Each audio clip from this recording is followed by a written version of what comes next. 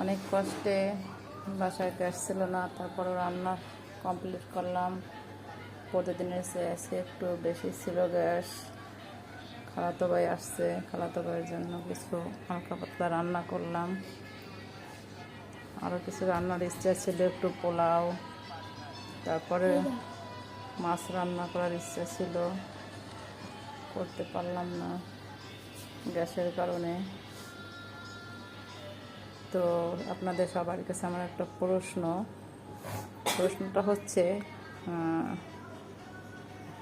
খালাতো ভাই মায়ের দিকের আত্মীয় নাকি বাবার দিকের আত্মীয়? আসলে কি আমাদের সমাজে অনেক বাচ্চারা এখনও জানে না খালাতো ভাই আসলে কোন দিকের আত্মীয়। অনেকে ভুল বলে, আমাদের বাচ্চারা অনেকেই জানে না। আমার প্রশ্নটার অ্যান্সার অনেকেই জানে, কিন্তু বাচ্চারা জানে না। আশা করি অ্যান্সারটা সবাই দিবেন। আসসালামু আলাইকুম।